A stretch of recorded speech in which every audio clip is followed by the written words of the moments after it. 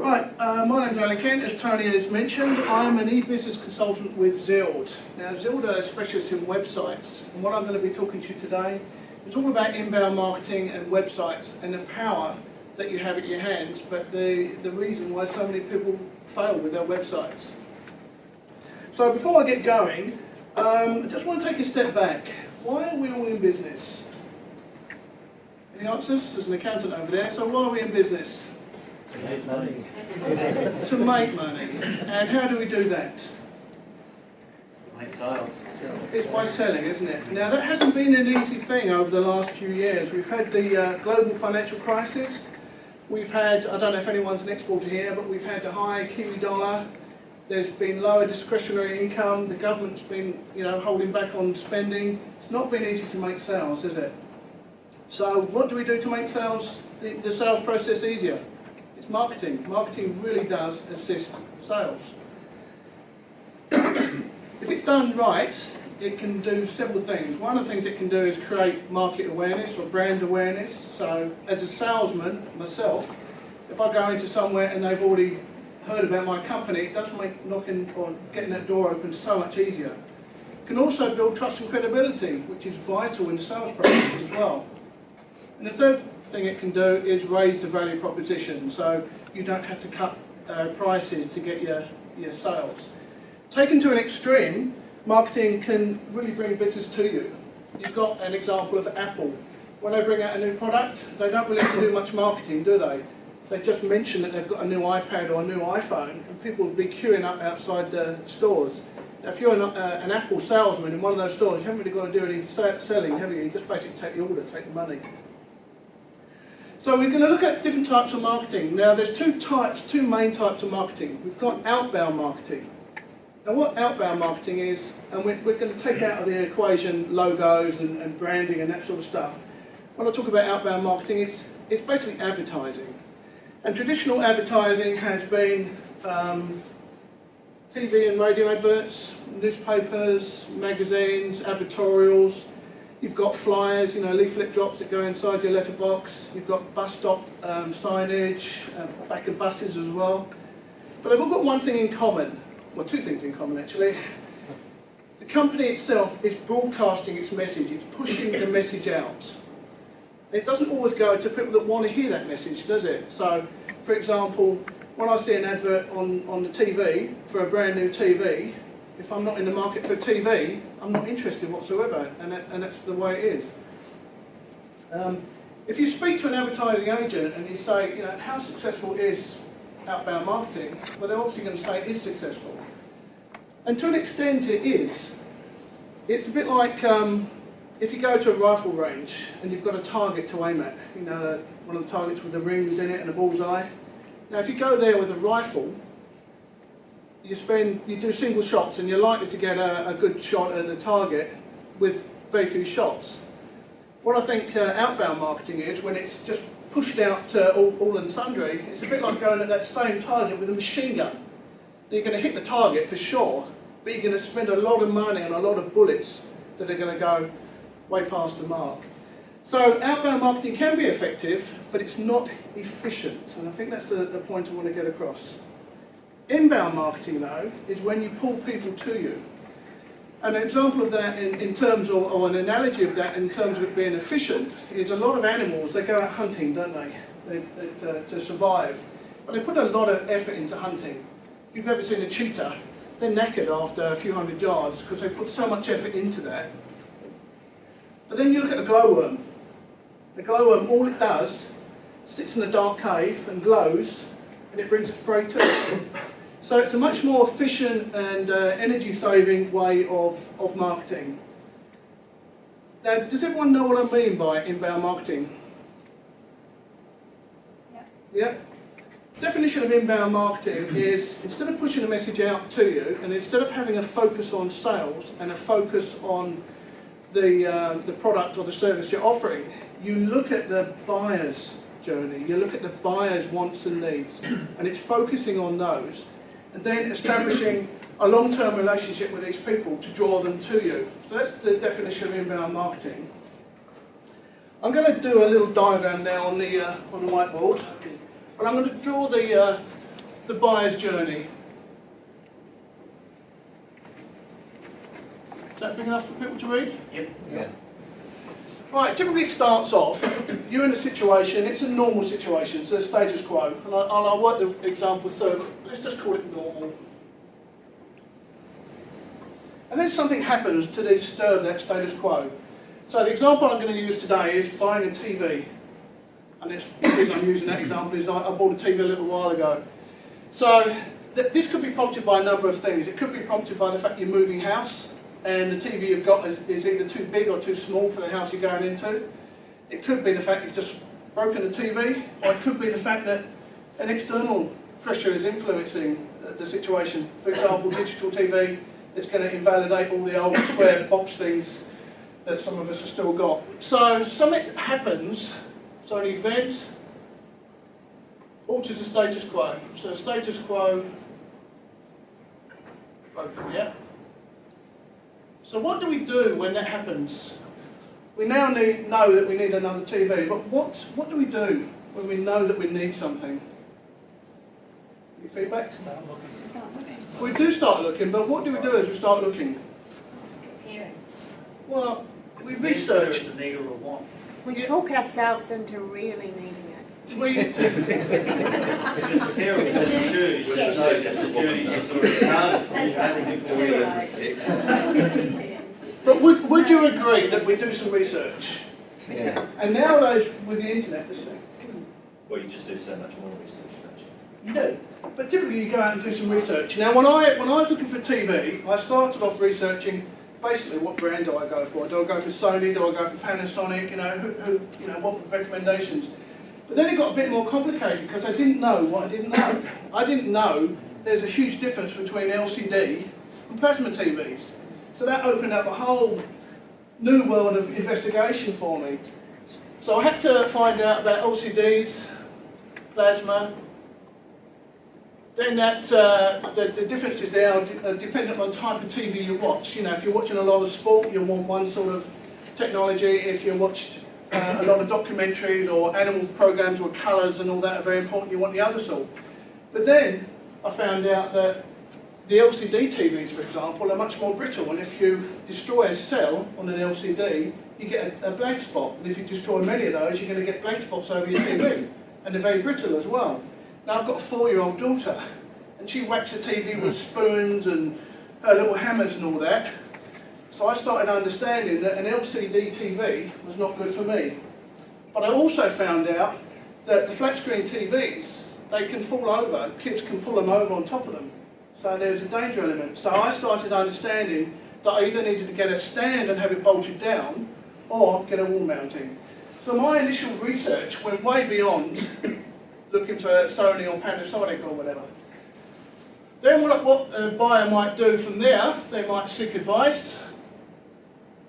Now that could be from different providers, it could be peer advice, it could be just asking your friends and neighbours, what do you think, what have you done? Then from there, you start framing your ideas or requirements.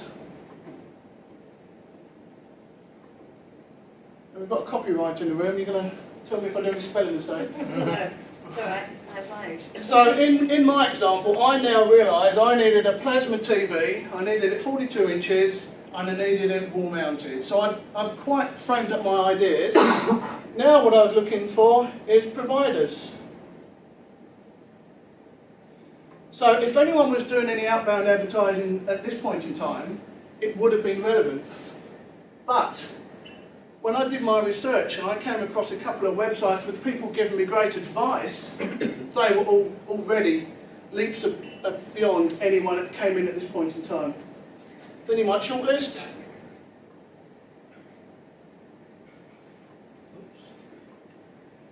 And then you buy. So the whole point about this buyer's journey is to engage the buyer as early as possible. It gives you a massive advantage. All things being equal, so if price is equal and everything like that, the person that gets in first is going to get the deal. It could be that irrespective of the price, you may not even bother to go to this look for providers. You may be happy enough with what you found out and the advice you've been given as a trusted authority that you act at that point in time. So that's the big difference between inbound and outbound. You're catching people early, you're bringing people to you, they've chosen to come to you, and you're engaging with them. Done well, a website like this will be visited time and time again. And it can... Can I ask a question? Just, where does precedence come into this in advice, John? And by that I mean, I always buy Samsung. Yep. So I've gone along here and I've done the research and I start with Samsung. Do you think that a lot of people today are just still based on precedence? Yeah, Research and to some extent, but there's still, you know, even if I was a fan of Sony, I still didn't know the difference between LCD and plasma. Yeah. So it still opens up doors. You know, if you're looking at buying a website, or if you're looking at buying a, you know, a smart bin or HRV system, there's a lot to take into account there. They've all got their pros and cons, so you tend to do your research. You don't just want to listen to the company. But if it's advice that's not sales related, it's good, honest advice, you take notice of it.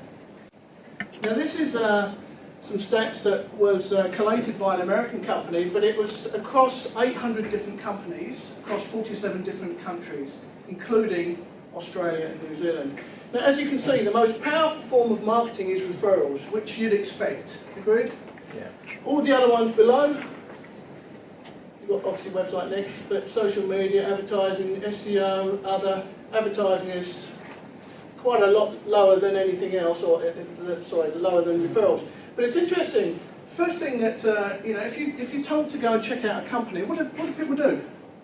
Check out the website. So I think this is understated. This is assuming website is the first port of call, but on referrals, the website plays an important part as well, doesn't it? So we established that websites are quite important.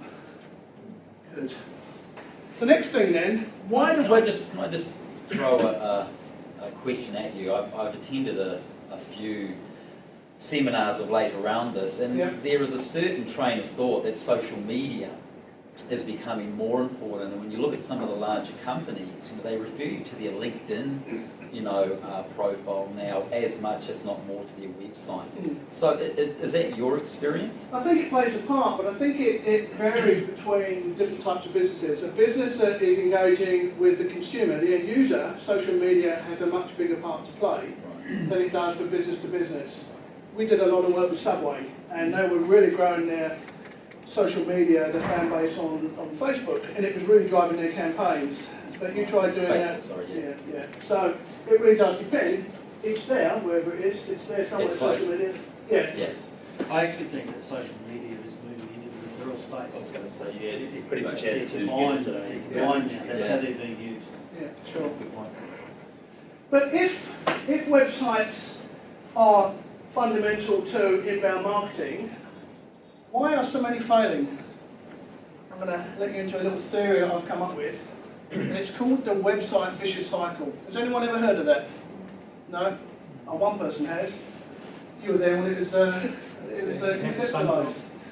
But the website vicious cycle, before I explain it, I've been doing web strategy now for about 5 or 6 years, and I've worked with a lot of big companies.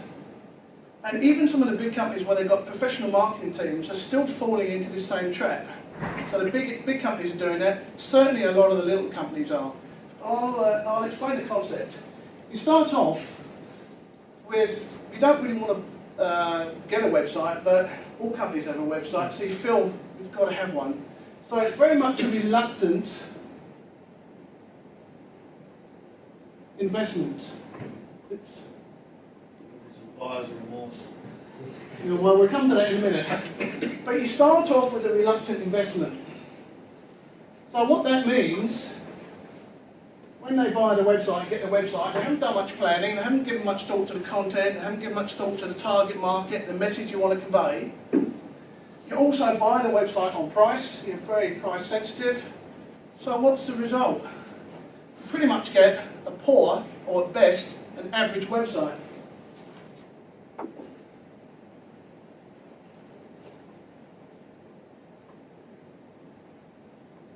So you've got a poor website. Now what's a poor website going to do for you?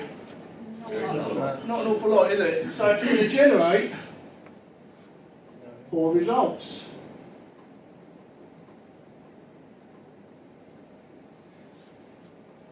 Not really good subject, isn't it? Sorry. So you've had the website 2 or 3 years. Customers say to you, look, your website's getting a bit dated now, or even your staff members say, you know, your website's getting a bit dated. So you think, oh shit, you know, I better, sorry about that. You better update it. But you haven't had very good results from the website, so you really have moved away from your reluctance to invest in it again. So you really just go through the motions. Let's have a cheap website, just make it look a bit fresher. So you get caught in this cycle, and you're really missing out on all the benefits that inbound marketing has to offer. So you're relying on outbound marketing, using a machine gun and just hoping some of it sticks. Okay? So I'll explain a better way of engaging with websites. Right, so the better way of doing it starts off with commitment. No point doing anything if you don't do it properly, and belief. You need to believe that a website is going to be beneficial to you. That's where you start. Where you want to get to is your business goals. Now in this scenario here, they haven't given any thought to the business goals. It's just been plunked up there because they feel they want to have a website. Here, you're aiming towards your business goals. So straight away, there's a big difference right from the start. Then what you do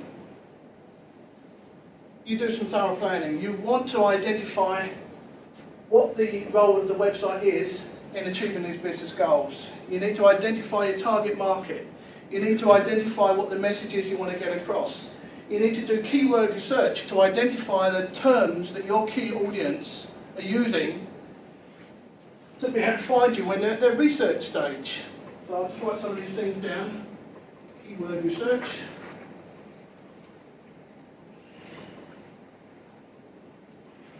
Learning. And has anyone ever heard of persuasion architecture? It's something that needs to be introduced. How am I doing for time, Tony?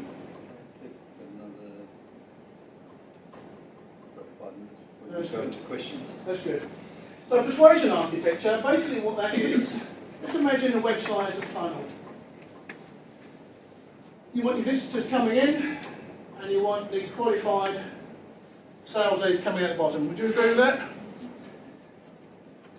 In order to get people coming out the bottom, you need to lead them through the website in an orderly fashion. So you need to identify what it is they want to find out, what queries they're going to have, what concerns they're going to have, and then you need to address them. Because unlike a salesman, a face-to-face salesman, you don't have that dialogue. So you're having to anticipate what they want to find out in order for them to come out convinced that they want to deal with you at the bottom. So a typical persuasion architecture or plan might be home, that's a sensible start place, yeah?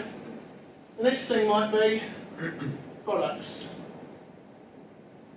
Yeah, they come to your website, now they've got to find out what you do. So let's assume, in the TV example, they sell a lot of electrical stuff, but they do sell TVs, yeah? Now, I want to find out a bit about the company. Are they the sort of company I want to deal with? What are their values? Where are they located? All things like that. You know, if I find out at this point they're Australian, obviously they're straight out of the running, but not really. Then I might want to I found out what the company says about themselves. Now I might want to find out what other people are saying about them. So I might now look at the testimonials.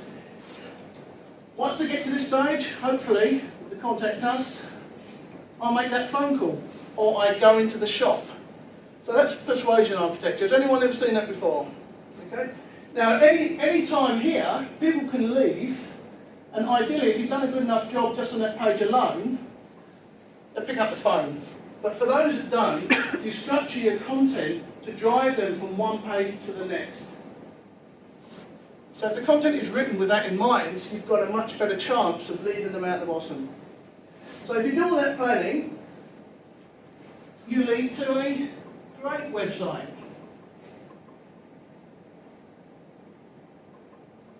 And what will a great website give you? Business. Good results. Great. I'm going to put great results. And what happens when you start getting great results? Profit.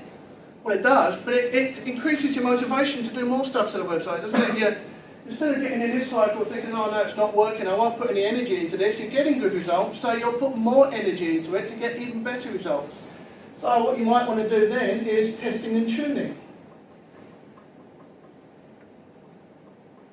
Experimenting with different headlines or experimenting with your content to improve this even more.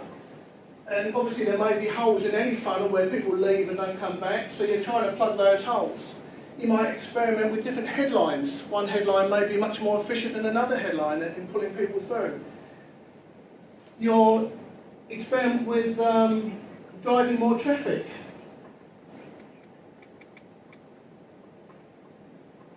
Your bang for buck is going to be very much better if you've got a good funnel and you've plugged all the gaps, so any money you spend here is going to lead to more people coming out here.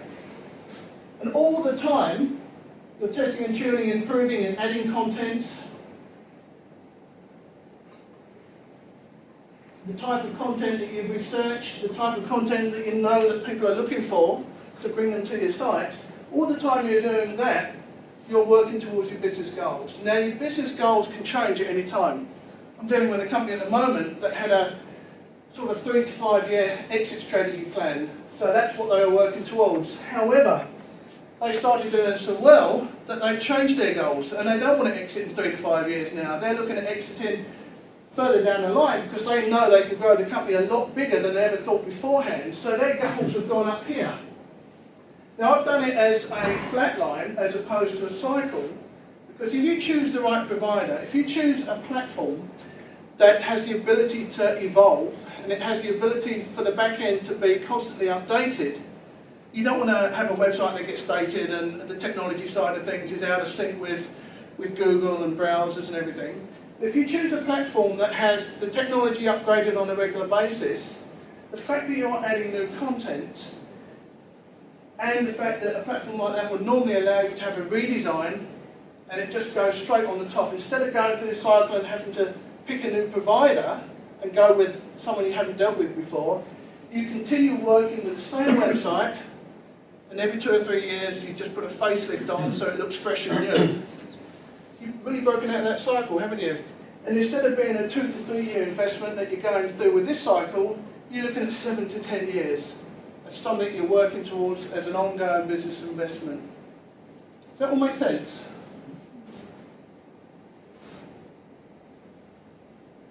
So, have I moved anyone away in their thinking from the vicious cycle to a different way of doing things? Show of hands? Few? Okay, so what are you going to do about it? Going to take action? That's really it for my presentation. Is there any questions? Just one, and you know, you made I think a very good comment, and I probably fell into this myself. When I was looking at my website, it came down to cost. Yeah. You know, small business starting up, capital is tight, and without trying to put a number on something that could be, you know, anything.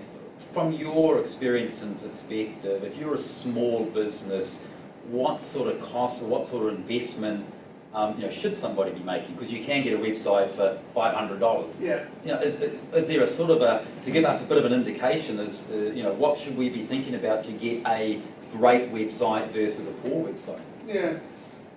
In our company, we start off at $2,500, which is a very, very basic website, but that doesn't include the keyword research, that doesn't include the copywriting. Now, having a book, if you've got a book, for example, you can have it bound as lovely as you like, you can have a nice cover, you can have lovely photographs, but if the content's rubbish, the book's still rubbish. That's what it comes down to. You need to invest time and energy in doing that keyword research and doing that content.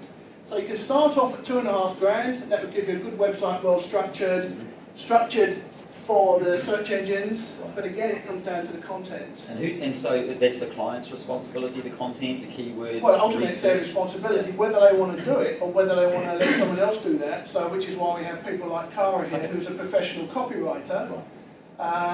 So there's people out like that. We offer those services, we offer that in-house, and we try and sell it as part of a package. And then once the website's gone live, we offer ongoing consultancy so that you can do that testing and tuning, because you don't know how to improve things. So, Yeah, great. In fact, I'll just go one step before you get to the professional writer, is that you need to actually sit down and write a brief. Right. And that means if you're going to attempt to write the copy yourself, or you've got a really wordy kind of person in your team as a startup who could be brilliant, still need that brief. You know, it's just worth a few hours to do it. Thank you. all right. Any other questions? Yeah, can you talk a little bit about some of the capabilities that we should be thinking of when we're thinking about this journey? Because one of them is just the technology, Yep. putting the website up, Yep. posting it, and blah, blah, blah. Secondly, is potentially copywriting Yep. the content. What is the full list of capabilities? we have to I think can't about? read it offhand, but yeah, you're right about copywriting. You want to make sure that you're not borrowing anyone else's copy. There's plagiarism laws out there, so you can't just take someone else's copy and change a few words and stick it up. You have to make sure that if you've got more than one website, some people will have more than one website. You don't use the same website. Sorry, you don't use the same copy on two websites. Google doesn't want to see duplicate content. That will mark you down. That will find you, rank you lower in the search engines. So that's not good.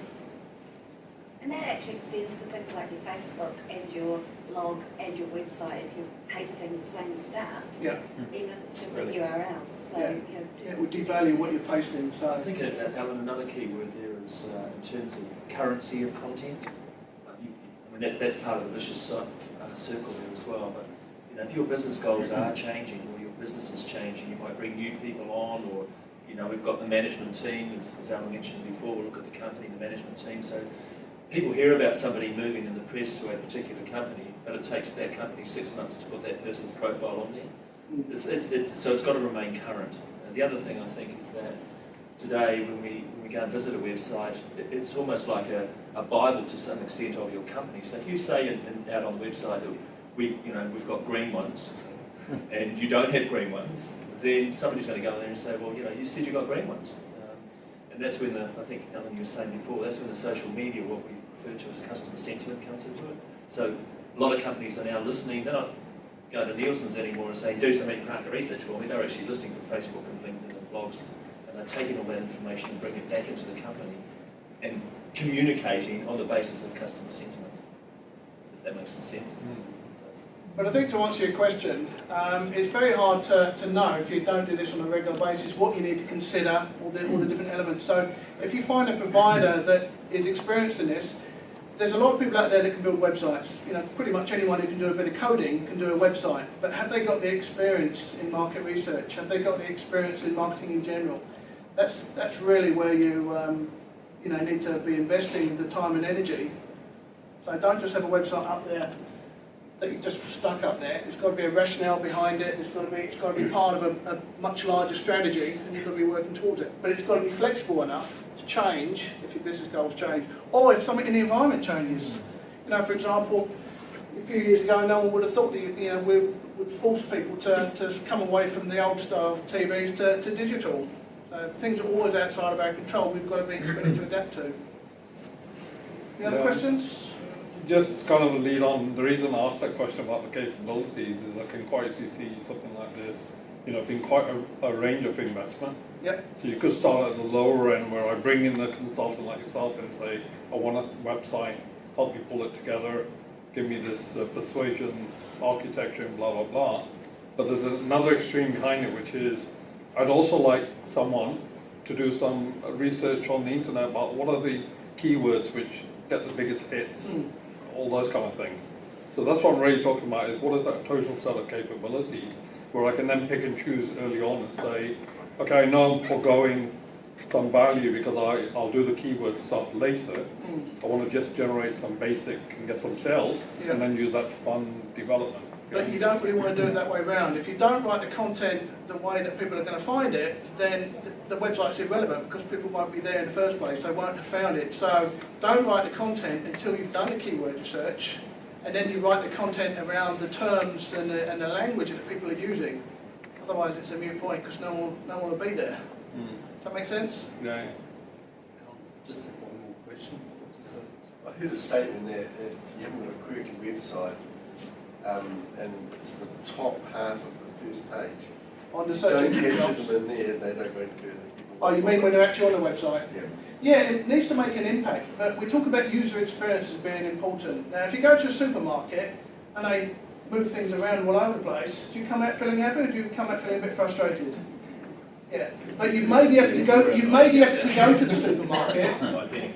You persevere, but you probably wouldn't with the website. 'Cause Well, that's exactly the point. You don't walk out the supermarket because you're pissed off, but you do with a website because it's so easy. It's a quicker way to go to the competition. Yeah. So you need to have a good experience. You need to lay things out where people expect to find it. Home should be over here, where people expect to find a home. The contact us should be here.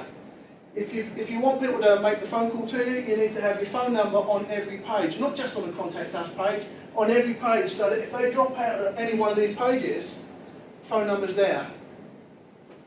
Okay? Actually, I was looking at retailers just over the last few days, the old Leamings and hundreds of people like that. And what's interesting is that they seem to have almost collectively have moved the contact us right to the very bottom, which is off the actual homepage. Yeah. So they've got all the specials and blah blah blah at the top. If you actually want to get in touch with them, They don't want you to. they don't want to. But Yeah. if you were quite new to it, you'd have to, you wouldn't even think of going down to the bottom. So it's significant. But the driver is to go to the store. You know where the Of course, stores are. yeah, That's the all driver of there. this is, yeah, exactly. All right, thank you very much. Thank you.